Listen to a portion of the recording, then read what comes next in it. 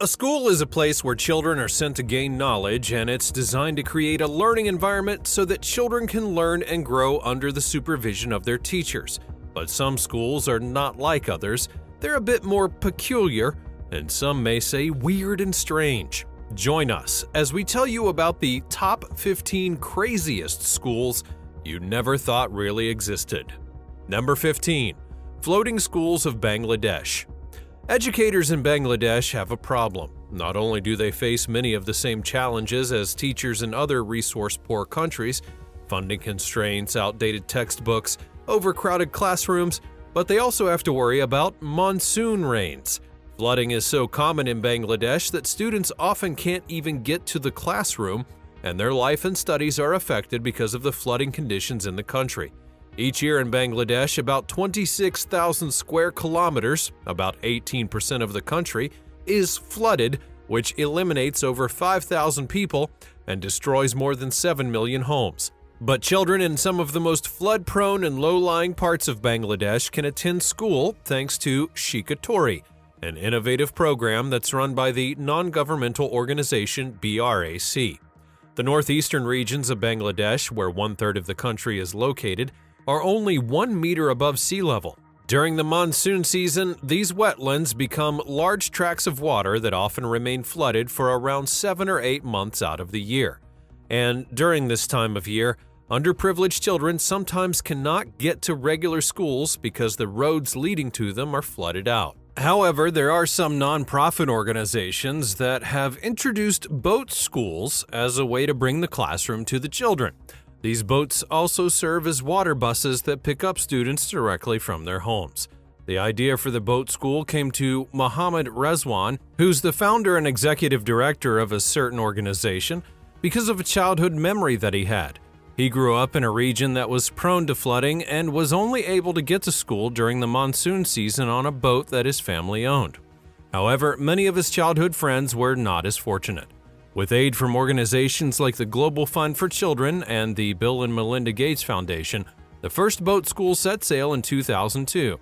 The number of primary school-going students in the country is over 9 million, while the total number of government and non-government primary schools is only about 110,000. The country's wetlands are home to about 20 million people, and it's an area where less than 1% of the population completes secondary school. BRAC, the largest NGO in Bangladesh, also began running boat schools in 2012 as part of its education project. Floating schools by charitable organizations have reached over 80,000 students since the program's inception, and BRAC's boats have reached 14,000 more. Both of these initiatives played a role in bringing up the level of school attendance. While these schools may not take place behind the four walls of a traditional classroom, students from these programs have proven to be as competitive as other students in the country. Some BRAC boats house mini libraries and science corners and feature laptops with an internet connection, while some other boats have rooftop solar panels that power the boat at night and allow working students to attend class. Boat schools have now been taken up by other developing countries such as the Philippines, Cambodia, Nigeria, Vietnam, and Zambia, and this is something that can definitely be called unique. Number 14. Witch School. Salem's reputation was formed due to its fear of witches, but now Salem is home to the active witch community, and there's a school in place called the Witch School. Witch School is a Wiccan school that offers both online and on-campus courses on 2 campuses in Chicago, Illinois and Salem, Massachusetts, and it was founded by the Reverend Ed Hubbard. The website witchschool.com first went live in 2001, and it featured various classes on Wicca, paganism, and the divinatory arts. Since its launch, more than 240,000 students have registered with the platform. On November the 11th of 2005, Witch School began Magic TV, an online television station that's generated over 400 videos. Programming has included interviews with many major pagan personalities and has covered rituals which include the Animating Democracy ritual in Washington, D.C. to celebrate President Barack Obama's inauguration. Later in 2009, Witch School Live began as a daily radio program on Blog Talk Radio, and Witch School Live is no longer a current show, but it does sponsor the Pagans Tonight, a station on Blog Talk Radio. In 2003, when the campus was first built, residents of Hoopeston, Illinois, and its surrounding areas mobilized with protests and petitions in opposition to the school. But in the next couple of years, the public heat was brought down when the management closed the Illinois campus and moved all of its operations to Salem, Massachusetts. Despite the heavy criticism from Orthodox Christians, the school is still running successfully, where the students enroll in tier courses from across the world and learn about sorcery and divine arts. Number 13. Trabalho Ya School. Schools are for providing education to young minds, but the type of education that this school in Spain is offering is definitely not a very common thing that's taught in school. Prostitution is legal in Spain, and about 400,000 men and women currently work in the field. This school is quite popular in teaching the art of prostitution to young men and women professionally. For a fee of £100, pupils at Trabalho Ya in Valencia are offered a basic course in professional prostitution with maximum discretion. Their syllabus includes the history of prostitution, an introduction to toys and the Kama Sutra positions, and the business tactics to deal with the clients. Their training sessions are for a week, and they provide a theory with practical classes. As Spain's first prostitution school, Trabalho Ya faced a legal challenge from campaigners that sought to close it amidst growing public intolerance towards the world's oldest profession. But this school is still functioning today, and seniors and experts are teaching students from the history and methods to the actions of seduction and fornication. Number 12. Brooklyn Free School. As the name would suggest, Free School, located in Brooklyn in the United States, was founded in 2004. This school does not have a set curriculum or any kind of rules for the students.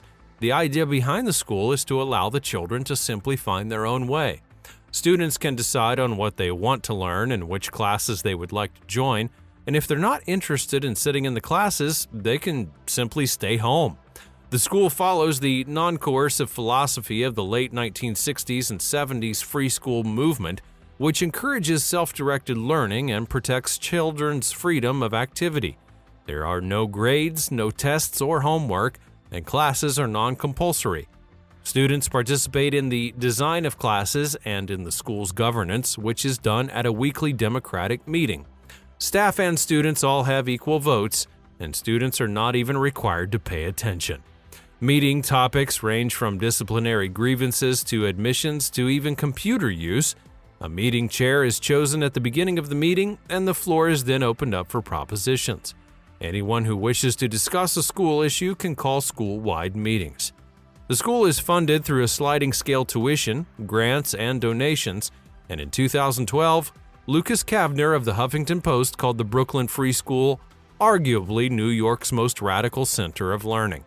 Due to the lack of certain regulatory structures, the school has been criticized heavily, and critics contend that the school's environment does not prepare students for real life and that students from families cannot hire tutors and have to suffer disproportionately. Although there has been a lot of criticism on the school, it's still gaining popularity and even inspired the Manhattan Free School, which was founded in 2008. Number 11. Dongzong Cave School. This school is a one-of-a-kind place where students are taught inside of a cave. Situated in a small place called Mayo Village in Ziyun County, China, the Dongzong Cave has been a place of learning since 1984. With little to no support available from the government, these people have decided to take education into their own hands. Lacking resources to build, they simply decided to make one cave into an elementary school, aptly naming it Mid-Cave Primary School, and the people in the southern part of this place opened Mid-Cave Elementary to cater to its children, and at its peak employed 8 teachers who taught 186 students who would otherwise have no education. This is an aircraft hangar-sized natural cave that's carved out of the mountainside by water, wind, and seismic shifts. The buildings inside don't need a roof because the cave protects them.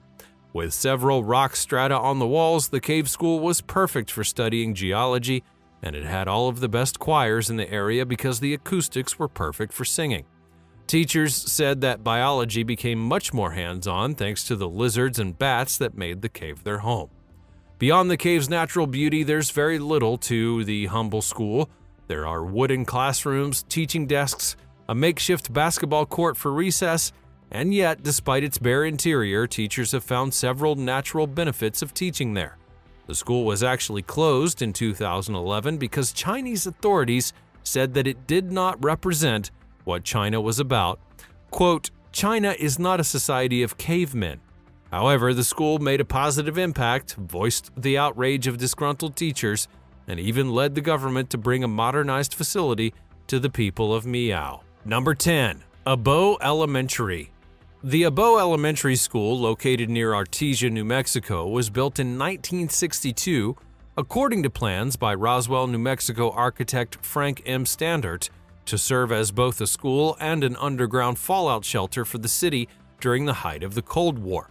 The structure is a fully underground facility designed to withstand the impacts of a thermonuclear detonation, except for 3 flat-roofed concrete block buildings that are connected by a canopy to form a roughly formed L in the plan. From 1962 until 1995, the building functioned as a public elementary school. It continued to enjoy a degree of notoriety throughout the 1960s and 70s. Various educational experts visited the school during the 60s, which included the noted St. Louis researcher Frank Lutz, who concluded that students at the subterranean school performed as well academically as their counterparts in above-ground schools. The town was proud of the school and even marketed it as a tourist attraction. Directional signs to the school were installed around Artesia, and guided tours were offered by the school administrative office and the police department until the end of the 1960s. 18 out of the 28 classrooms originally functioned as a class space, while the remaining rooms were devoted to storage, restrooms, and housing mechanical equipment for the building. The elementary school was part of a pilot program. The Office of Civil Defense wanted to see if schools could actually make good public shelters, and they paid a portion of the total cost of the school. Then, in 1995, the maintenance of the place would shut down due to higher expenditures, and now uses as any regular old school. Many children studying there have no idea about the significance of the place and remain unaware about the school's history even to this day. Number 9. Harvey Milk School. Many New York City public schools are named in honor of prominent American and world historical figures. Harvey Milk High School in Manhattan is the only one to honor an LGBT individual intentionally. Born in Woodmere, New York in 1930, Harvey Milk was one of the first openly gay elected officials in the United States. After attending New York State College for Teachers, which is now the State University of New York in Albany, he enlisted in the Navy and was a Long Island public school teacher, a stock analyst, and even worked on several Broadway musical productions.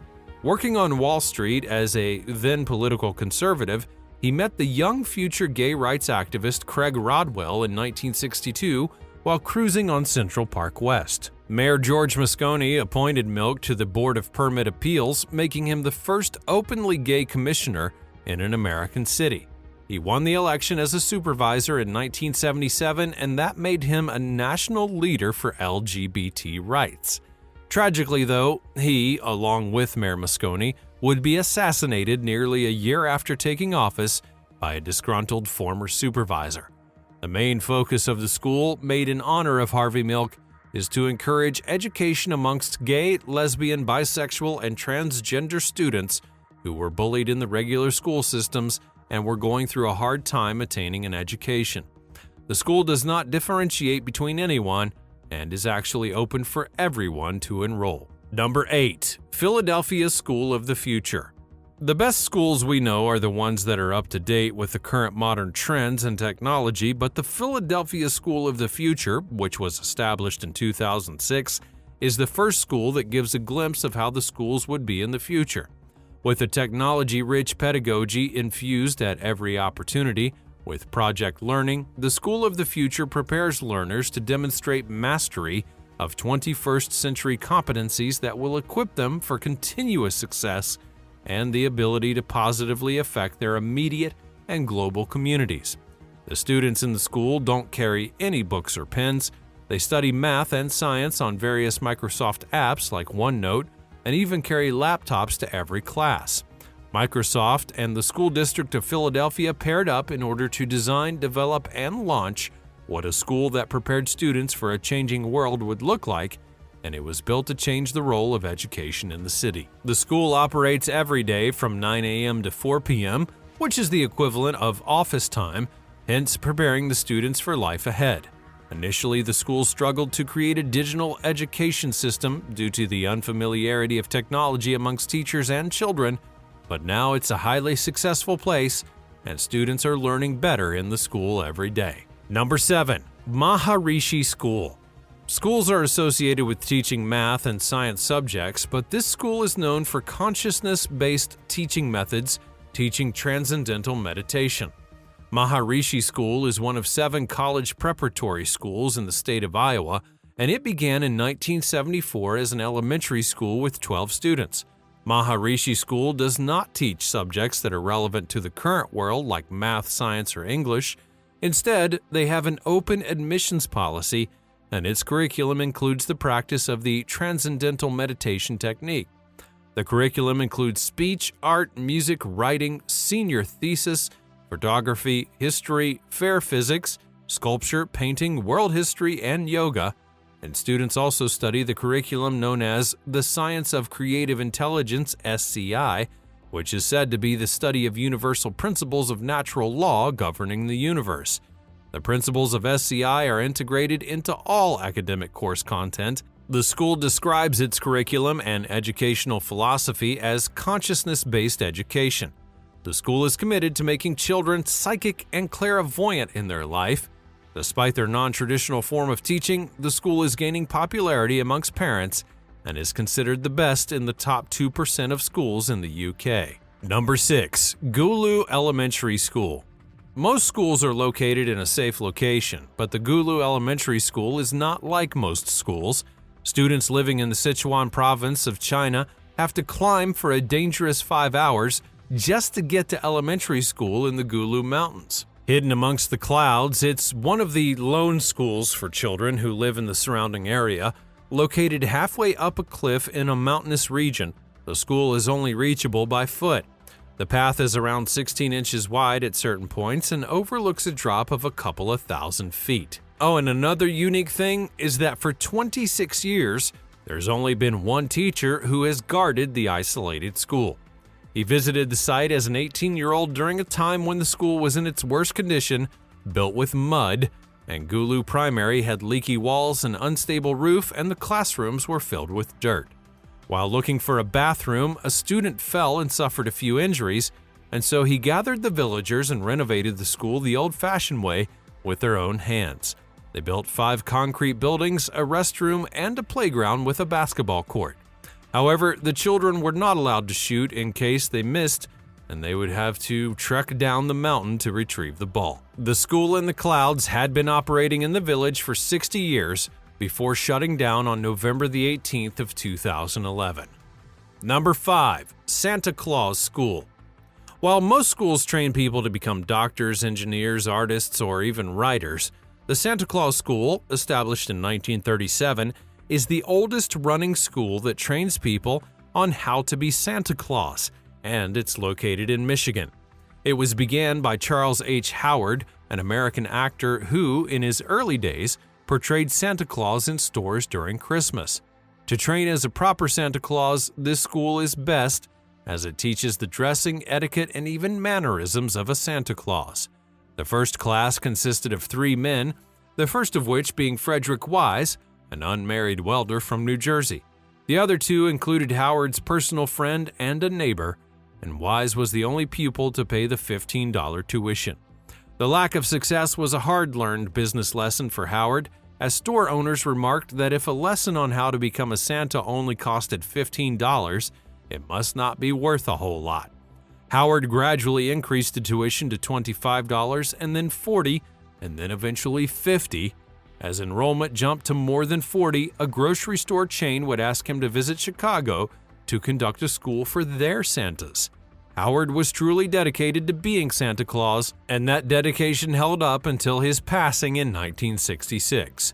Christmas Park, which had attracted 80,000 visitors annually at its peak, closed down, and his Santa Claus School was then moved to Midland, Michigan. As of 2009, the Charles W. Howard Santa Claus School continued running in Midland, Michigan under Tom and Holly Vallon, who themselves had portrayed Santa and Mrs. Claus for over 30 years. An attraction called Santa House is near the school and is themed as Santa's Workshop. Number 4. Forest Kindergarten. This school is located in Dusseldorf, Germany, and is gradually gaining popularity amongst parents. It's a preschool for children who are aged 3 to 6, and the kindergarten is based on the concept of children spending time in forests or natural environments.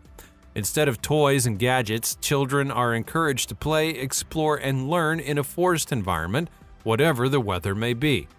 Adult supervision is meant to assist rather than to lead, and in German it's known as Waldkindergarten, which means outdoor nursery or nature kindergarten.